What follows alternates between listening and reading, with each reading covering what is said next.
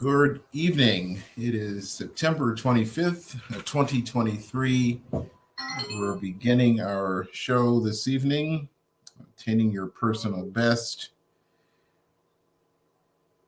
And we should be able to have some guests that will join us in a little while. But I just wanted to start out by sharing with you something that I developed several years ago, but I still think is relevant at this particular point. So let me share my screen with you.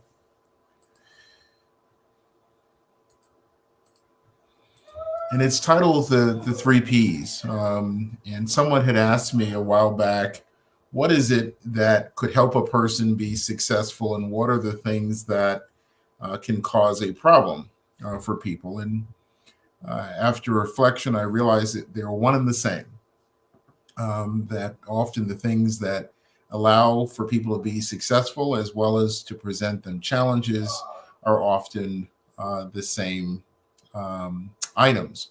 So that's where the three Ps comes from. And they stand for being prompt, keeping things pristine, which just means that there's a certain amount of order and organization to something, and that we follow particular methods, and that we're not haphazard with how we're attempting to complete the things that are on our plate. So again, those are the things that could help a person be successful, but also the things that could get them into trouble if on the other side they're not prompt. There is no sense of order and organization and a sense of pristineness, or again, they don't follow particular methods. So I think often we don't recognize that the problem often is the solution, and that we need to understand the ability to correct it is often right there in front of us. And we just have to take the time to use a term that we often use, which is called to settle our spirit, and allow for us to just recognize that the answers are right there. And often the way up has also been the way down. And we can apply some of these principles and it will begin to make sense of our challenges. So again, the three Ps are to be prompt, pristine, and follow particular methods. So I'll stop sharing there. One of the other things that we have talked about previously, and I'll pull back up, is something that's titled the Navigators Pledge. And again, this was developed several years ago, and we've developed a lot of things since then, but I always hearken back to this pledge because I think it really often is, if we were just to keep to these four principles, it would make life so much easier and less challenging for ourselves. So the Navigators Pledge, as I said, has four components. One is to remind ourselves to be grateful, that today is here and our goal should be to make the most of it.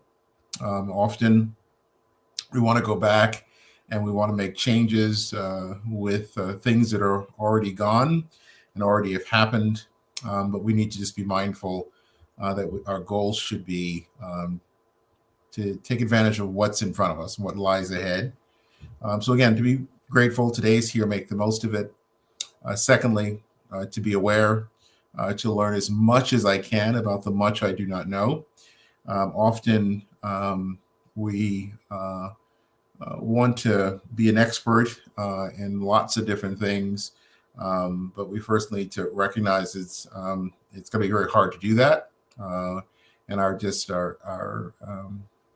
effort should be again to learn as much as we can, and understanding there's so much we don't know, but part of our effort should just to be aware and be on a crusade and a journey, and not try to believe that there's a destination or a spot we're going to get to where everything is going to be a done deal. So again, we're on a journey to learn as much as we can about the much we do not know. Thirdly, to be appreciative. to recognize that every body, every person, every place, and everything has value. Sometimes we may not be able to appreciate it, but it still has value. That person, that place, that thing. And we should be appreciative that we've had this opportunity to enjoy, to have exposure to those people, places, and things. And last but not least, is to make a concerted effort to be happy. Again, to find the beauty in those people, places, and things, and find a way to celebrate it. Find a way to let people know that they matter and they mean something to you. To let people know you're thinking about them. And again, to make an intentional effort to find the goodness that surrounds us. So again, I think we tend to make things very complicated, but I think if we just made an effort to be grateful, to be aware, to be appreciative, and to be happy, that would go a long, long way. So our first two guests are here with us. I'm going to add them. They decided to find the darkest place in America. Sorry, we tried to find a quiet. Quiet. So we don't need light. We just need the lack of noise. Sounds like some mothers maybe here that are contending with all the things that come along with having children. So we're going to do our best to squint and look at you. But I like looking at you guys because it makes me look light-skinned when I'm looking at you. and that doesn't often happen. So thank you so much. So we have tonight Messiah and Brianna that are going to come and join and talk with us a little bit. And I know that they're working on some wonderful idea that they would like to share with us, and a cause that's important to them. We were all excited. We had them come out, and we were going to share our building with them so that they could start that as a site for their dream that they're going to talk to you about.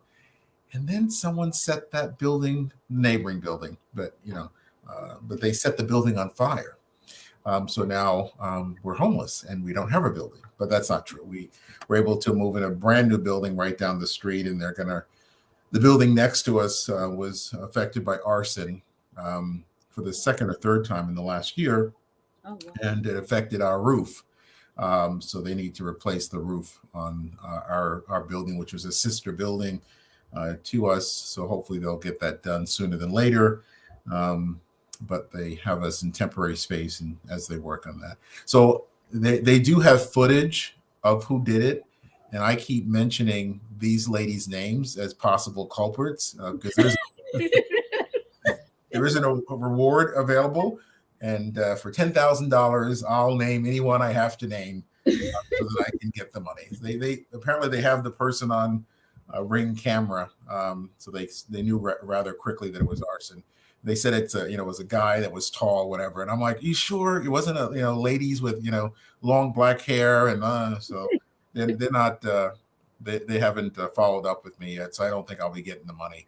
But just so if I have to, Messiah and Brianna, if you got to go down, you gotta go down. So without further ado, I'll let Messiah and Brianna introduce themselves and, share with people however you want to be known. I always encourage the guest that this will always be on the internet. So be mindful of what you say, because I ain't, if you're like, write this email, Dr. Williams, will you please take down, and I, these 3 minutes, I said stuff I didn't really want to say.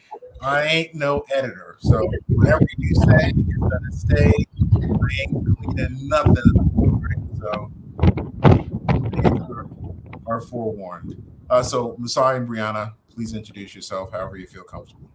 Okay. Well, I'm Brianna. I am actually a school teacher.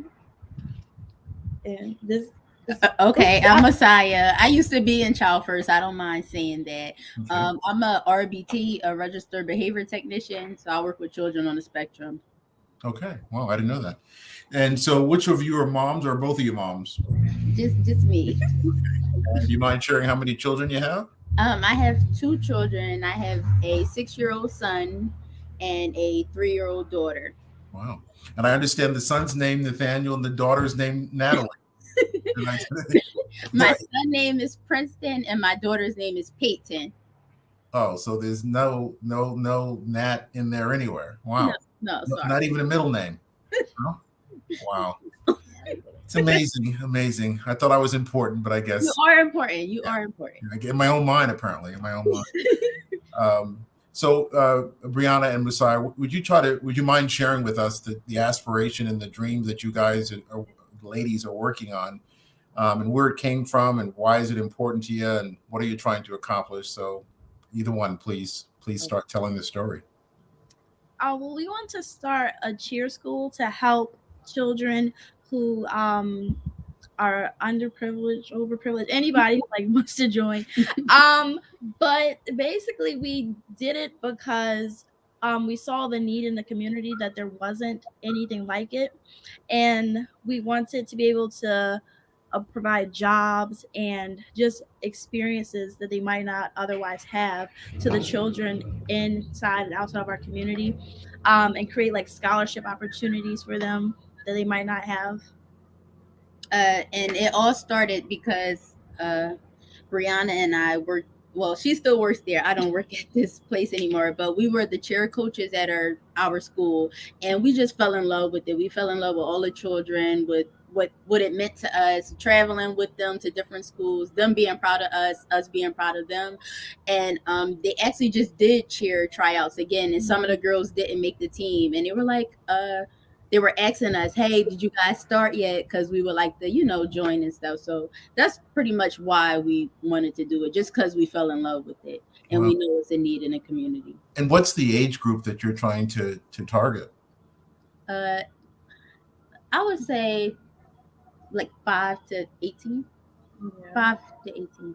Okay. And tell me what does cheering involve? What goes along with it? What is the routine? How do they practice? Just give me a little background for those of us. If you could see a full body of me, you would understand. I haven't been cheering in a long time.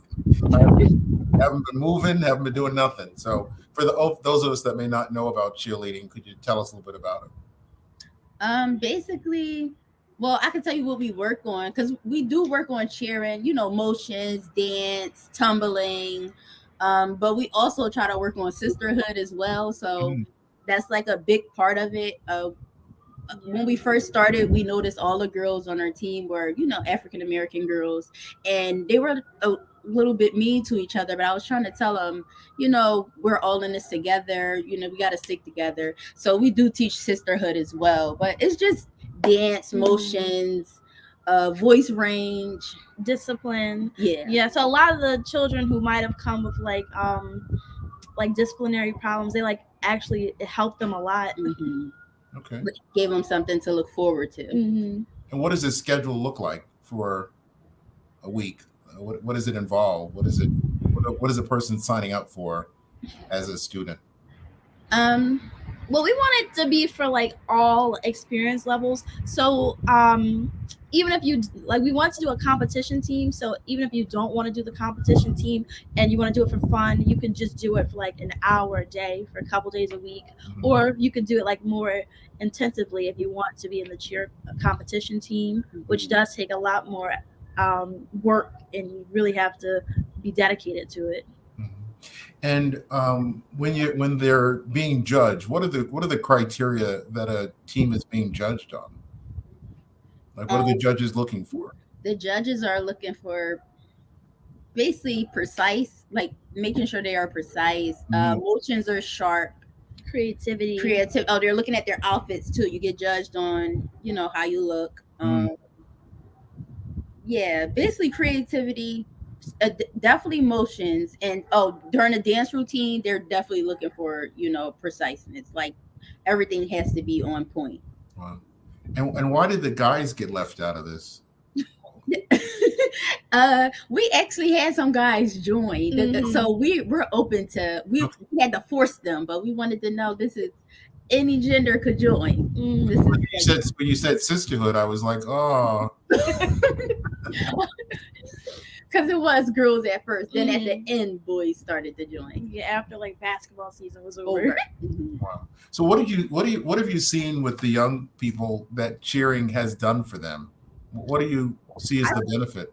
I think one of the biggest things, and cheer actually helped me with it as well, was like their confidence level. Yeah. Before I did cheer, I like could not speak to a crowd or anything, but now I'm like much louder and I'm more outspoken. Yeah, that's what I was gonna say. Confidence for sure. They, even them in their uniform, boosted their confidence. And it was a lot of teachers trying to, like, when girls first tried out, it was a lot of teachers, I'm gonna get her off, I don't want her on the cheer squad. And I'm like, why take that away, take that away from a kid? Let's see if they're gonna work for it.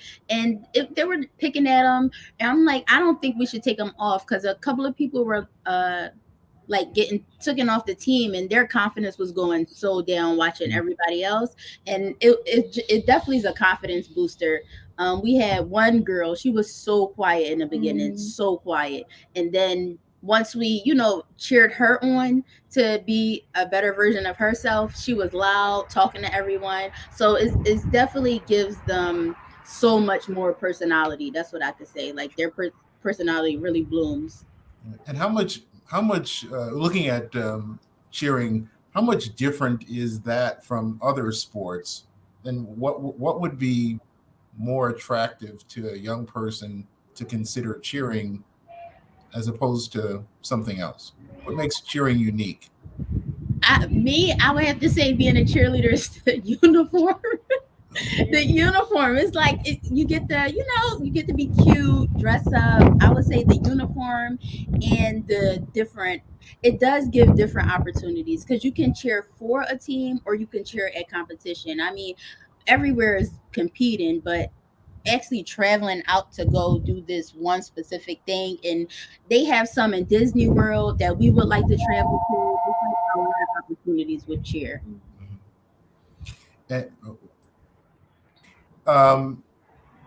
And so what is your dream? I know you want to start this, and where do you want it to go, and what do you want the future to involve? This is not the only thing I would say we want to start. We have different dreams. We would like a daycare, and me being a young mom, I wanted to start like a nonprofit foundation, and I wanted to be called, what did I want? I had a good name.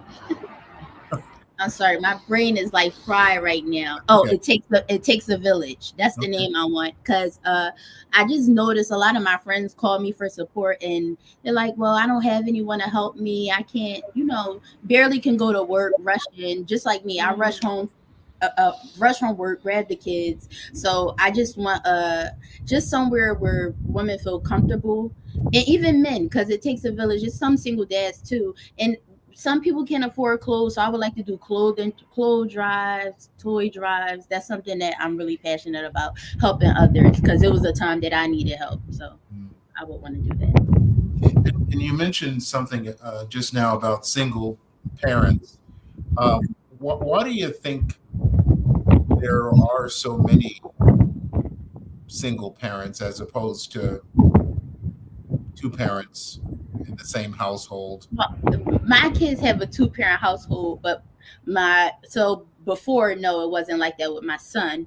I think it's because one thing I want to teach my kids is to always focus on themselves, like establish who you are as a person before getting involved romantically, because that's something that I wish I would have did. So now that I know, I learned so many lessons so far, and I'm only 25, that I can instill in my children, because I definitely think people should focus on themselves, get a career, buy your house, buy your car, have everything you want so you attract the right things, because two broken people don't make a good household. So that's something I think the world needs to do. Find out who you are first, establish what you want. Love can come later. Get your money, get your house, get your car. Like, you got all your life to be in love. Wow. And Brianna, I understand you have no children. No. So when you look out there and see the world, what do you well, I actually did not want to be a teacher at first. I kind of like picked it at random, but then as I started to do it and I went into the classrooms, I actually like found a love for children and helping them. So definitely in my future, I do want to have children that I can help. I do want to be like a foster parent one day. It just seems like it feels rewarding. So it definitely is a goal of mine to do that. You're not interested in having any of your own kids, it sounds like. Maybe one day after I've like done all that I need to do, I'll just help other people's children for now. All right.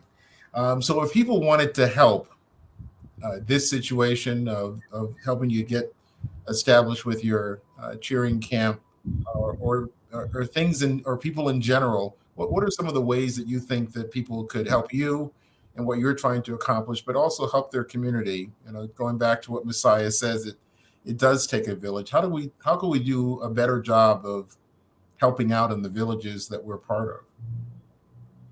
So answer first, how can we help you? And then secondly, what do you think we can do to help the villages that may be a little closer to us than where you are? To help us, we need the funds. Please send money too. I don't know, not just funds. I think like words of encouragement to someone who's already, has established their own business. Like, let us know it's possible being young Black females. Like, it's possible to do these things because we don't have a lot of role models. But now coming up, it is a lot of Black entrepreneurs. So just advice, I would say as well, like just a pick me up. Sometimes you need that little pat on the back to keep going. And just encouragement. All right. Brianna, anything you want to add to that? I think that's pretty besides the yeah. Well, I wish that I would have thought about this because I'd like to share you. If there's a website or some other way for people to get connected to you, maybe we can try to put that out there. Just trying to see. Hold on a second. Yeah, that's not it. It wants me to edit the layout. Do you guys have a website? Do you have a way? Actually, we were working on websites. We made emails. We was doing a lot of stuff for the business. Well, and it doesn't have to be once and done for us to have this conversation. Maybe that's something as you put things together, you can come on back and share with people, what your plans are and how they're coming together. But just also going back to my question about communities in general, I'm sure as a teacher and as a behavior specialist, you see lots of challenges that communities are having and children are having. What are your thoughts about what can be done by people to help out their communities and, more importantly, help out children that isn't being done now? I think, like, in general, a lot of people still don't have a lot of knowledge about like special education. I can actually see that in the school, and if they would like add more education to special education, then people would know more about that. And a lot of people don't come in it for the right reason. I'm realizing I see a lot of people, they come in and they don't have the patience to actually be with children. And I think that's something that they have to like figure out for themselves, where they can go in and help them. And I think sometimes what I notice in the schools too, I would like for and in the community for parents to have more help, because sometimes parents aren't always, they get judged a lot. I feel like, maybe their kid didn't do their homework, but maybe that parent had to work late and, come home, try to feed her kids, probably fell asleep in the process. So I think a lot of parents need support as well, because if the parents had support, then the children will already, benefit from that alone. So just parental resources, like make sure the parents are doing well in the community. Try to, I see a lot of people doing drives and stuff. I think that helps a lot, because you never know what someone's going through. Like, someone could be trying to keep the lights on, like at the school that she still works at. Basically, a lot of kids will come with no uniform. My son now goes to that school. Uniforms are, I understand why the kids aren't coming in uniform. Uniforms are outrageous. If you want to go get 3 shirts, you're already spending over $100. Wow. So I definitely think uniform resources, they would have a closet with some stuff, but they will be on the parents like, they need to come in uniform. And I'm just like, this uniform is pretty expensive. You don't know, what if their check is only $500 and they have to go spend $200 on uniform? So I think just parental resources and people having compassion and understanding that everyone's situation is unique. Like, they might think because they can do it, everyone else can. But and I think like mental health a lot. You never know what someone's mental health is. So if the kid is coming to school unclean, that parent, needs to some type of services. I feel like schools could offer, like, hey, we got a guidance counselor specifically for if parents need to come talk as well. So just parental resources. Everything starts really with the parent. And I think you bring up a really good point about the resources. And I think the other one that's mentioned by Brittany, our comments was about training, and making that's available as well. Yes. People are aware, and people are information is attempting to be shared with them so that they can do better. So I think that those two things are resources and training. I think are really. Right, as we get ready to wrap up for tonight, and I promise to have you back again once you get some of the other infrastructure together. But are there any closing thoughts or comments that you want to share? We'll start with you, Masai, and then you, Brittany. Oh, you, Brianna, sorry. I don't think I have anything. I just want to say thank you for having us on. I enjoy being on. Sure, very good. Brianna? Yeah, me as well. Like, I still want to do like so much research for it, and I think I'll be better prepared to share more knowledge next time. Yeah, that's fine. Well, you guys seem to like being here and giggling and having a good time. So if I could provide entertainment on Monday night, I feel like I've done something here. So yes, definitely. This would have been another boring Monday. This is top-notch Monday. I like this Monday. Wow. Well, again, thank you so very much for joining, and we'll definitely have you back to give us an update in the future. Okay. Right? Thank you. Take care. Have a good night, everyone. All right. So that is our guest for this evening. I think they bring up some really good points about what is often needed out there is people just to care. And I think I want to commend Musai and Brianna for looking in their community and deciding how they could help out and make a difference. And I think they're a reminder we all need to do that. We see a problem, we should do something about what we see. And as people that have, I know in Musai's case, had experienced some of our own hardships and challenges, she still has a compassion for other people and wants to truly make a difference. So I hope we all can follow their lead to rise up to the occasion and to do something to make this world a better place. So that is our show for this evening. Again, wanted to highlight some work that's being done by others to make things better. Just a reminder to keep in mind that Navigators Pledge that I shared with you earlier. A reminder for us to be grateful, to be aware, to be appreciative, and to be happy. Until next week, take care, and thank you so much for joining.